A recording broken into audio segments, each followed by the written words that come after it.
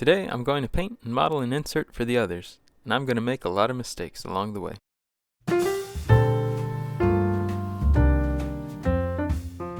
This is my first Go7Gaming insert. They make inserts for a lot of the same games that I own, so I picked up a couple from their Black Friday sale. These pieces are made of HDF, which is high density fiberboard. You can see they're just falling out of the frame there. I've worked with MDF before, so I have an idea of what to expect. I know MDF really loves to absorb paint, so I'm going to hit this with a paint and primer all in one and hope that that's enough to stop that. Then I'm going to hit it with some black overspray to give it a speckled effect.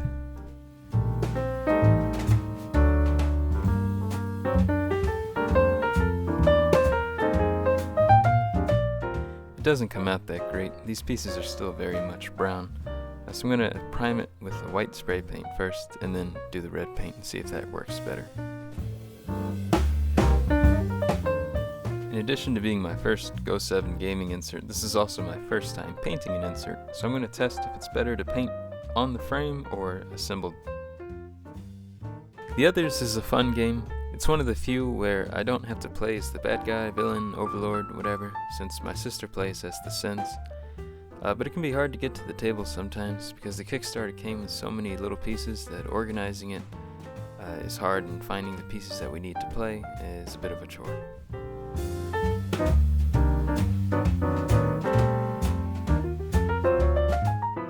After priming my test piece in white and hitting it with the red spray paint, it looks pretty good, so I'll go ahead and spray paint one side of the frames.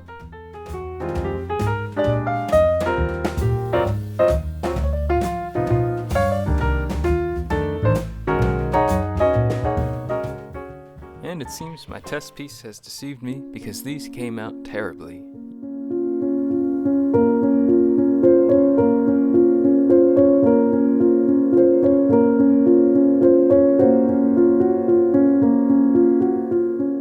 I don't know what happened. I think there was an issue with the primer. It just absorbed so unevenly in a way that I've never seen before. And there are even spots where it bubbled off completely, revealing the bare wood below. So, I'm at a loss. This was a huge waste of time and effort. So I'll actually do some research at this point, and I come across a video by Tool Review Zone, and he recommends to use a sanding sealer.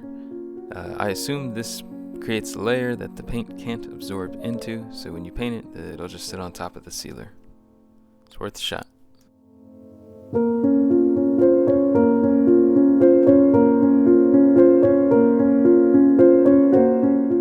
Paint levels are running a little low, so I have to be smart with what I have left. So I've got two test pieces here for the sanding sealer, one without paint and one with paint.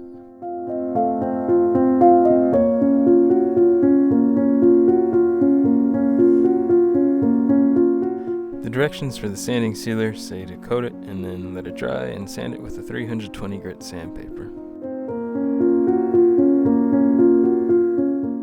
The majority of my spray painting happened at night when it was too dark to film, but these pieces actually turned out pretty great.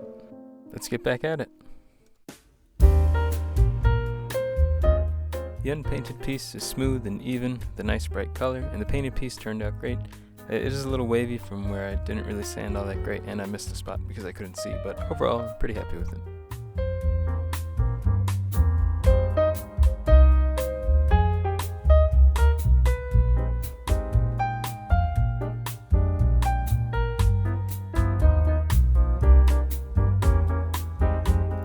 I think using the sanding sealer while the pieces are still in the frame is the best way to go.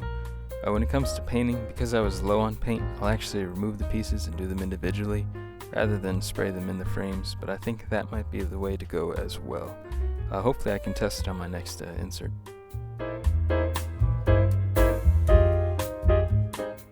Using the sanding sealer while the pieces are in the frame will actually kind of hold them in place. They're not falling out like they used to be.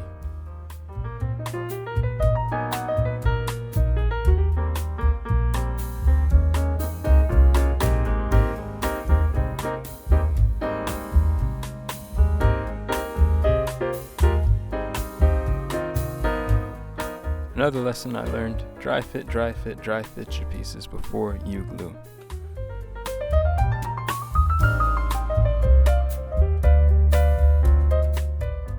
now, with all the pieces spray painted in the glossy red, everything looks great. It's time to get on to the effect.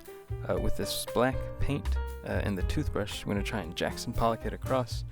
The unpainted bottom is my little test area here, and it looks pretty good.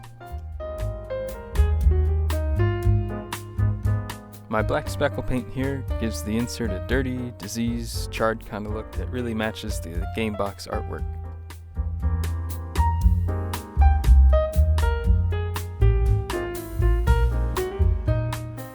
The unpainted Go7Gaming insert pieces could really easily be fit together by hand, but since my pieces have a layer of sealer, primer, paint on them, they're a really tight fit. They don't even really need the glue, but I'll put it on there anyways, just to be safe.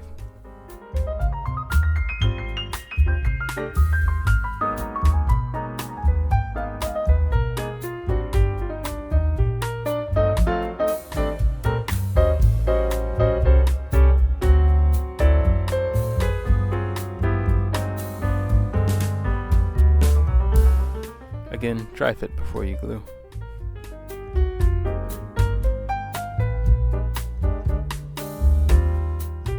For this bottom part of the insert, I have something really special planned. The game itself is played kind of on the streets, and I want to see if I can replicate these tiles in the insert. With some watered down PVA glue and a glue brush, I'll go ahead and put a layer down.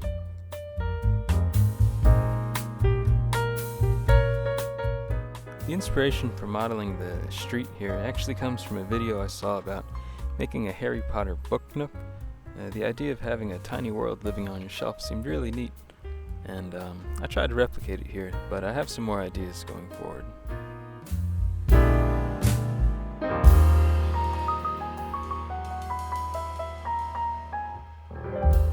And with my jar of sand here, I'll just start pouring it on.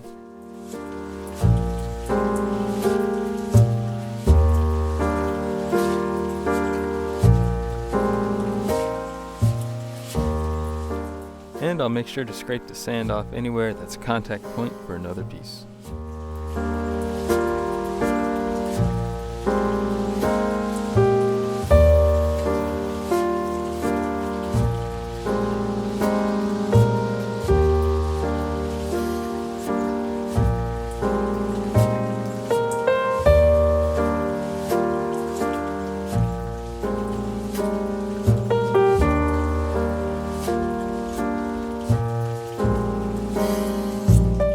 Once I'm done with a layer of sand, I'll go ahead and seal it with some more watered down PVA.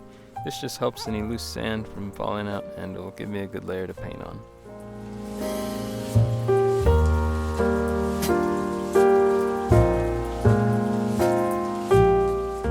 While I'm waiting for that to dry, I'll go ahead and layer any exposed edge with a very watered down black paint. By adding a lot of water, the paint won't dry so evenly, and it'll give the edges kind of a charred look that really matches the rest of the aesthetic.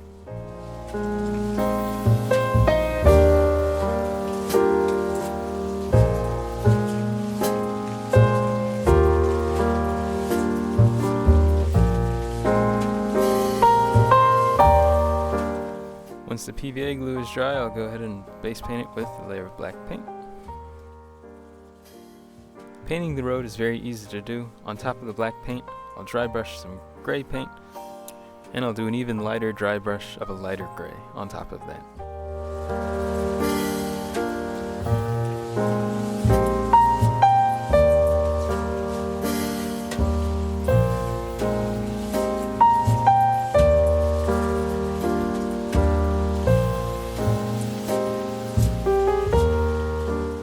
Now to paint the lane markings, I'll go ahead and use some painter's tape, and I'll actually measure it out with some offcuts from the insert.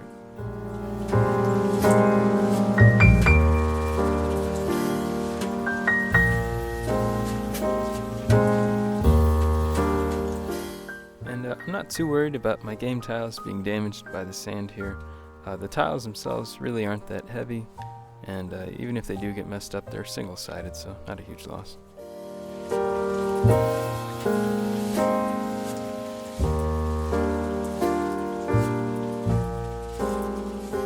This came out looking really great. I'll just put a final layer of a watered down PVA glue to protect the paint job. Lastly, I'd like to use the token tray as a dice tray, but it's really noisy, so I'll put some felt in.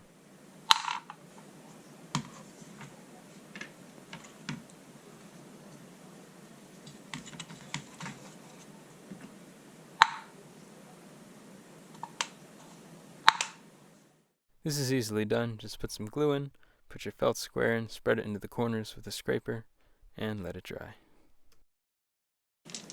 And this insert is done. Hopefully I'll have a more definitive guide on painting Go7Gaming inserts after I get more experience, but I can't wait to show you my next project. Until then, thanks for watching.